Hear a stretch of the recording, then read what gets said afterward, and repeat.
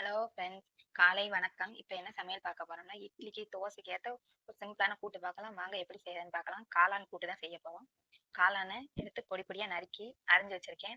அதுக்கு 3 தக்காளி, ஒரு பல்லாரி வெங்காயம், ஒரு 4 பல் பூண்டு இடிச்சு வச்சிருக்கேன். மிளகு 1/2 ஸ்பூனு, சீரகம் 1 ஸ்பூனு, சோம்பு 1 ஸ்பூனு, கடுகு 1/2 ஸ்பூனு.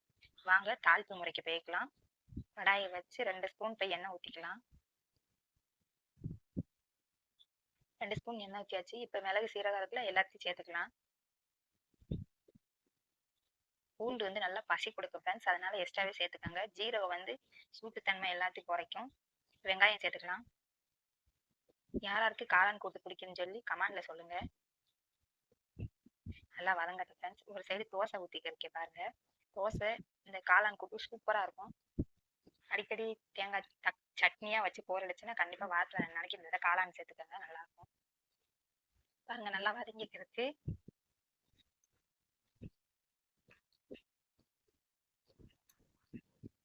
நல்லா வதங்க. நல்லா வெங்காயம் நல்லா வதங்கினா இருக்கேன். இப்போ தக்காளி சேர்த்துக்கலாம். வெங்காயம் நல்லா வதங்கினா தக்காளி போடணும். தக்காளி போட்டுக்கணும் பாருங்க.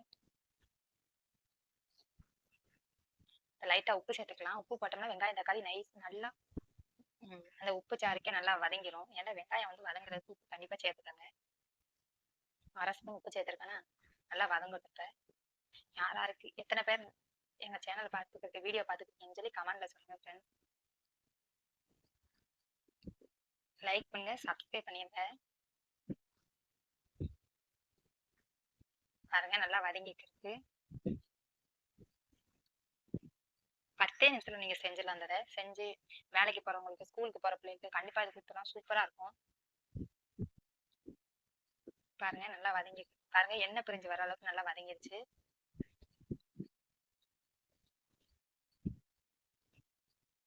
தக்காளி பழுத்த தக்காளி எடுத்தாங்க, அப்பதான் சீக்கிரம் வதங்கும்.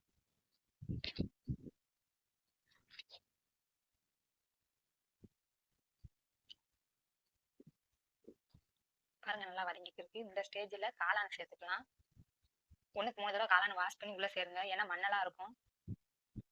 மஞ்சப்பொடி போட்டு நல்லா அலசிடுங்க ஃப்ரெண்ட்ஸ். உப்பு மஞ்சப்பொடி போட்டு அலசுங்க, அப்போ வலுவல் தன்மை போயிடும். காளானுக்கு வந்து ஒன்றும் இல்லாமல் கீழே இறங்கிடும் மண்ணெல்லாம். இது வந்து வீட்டில் பிடுங்கின காளான் தான், எங்களுக்கு வந்து காட்டில் இருந்து கொண்டு வந்தாங்க.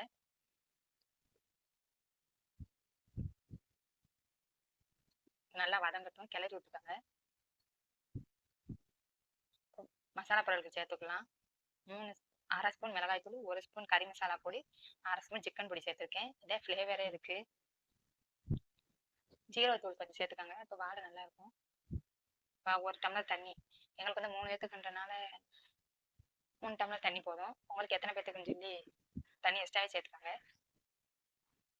நல்லா கொதி வரட்டும். இப்போ நான் 10 நிமிஷம் மூடி வச்சிருங்க, அப்போதான் நல்லா வேகும்.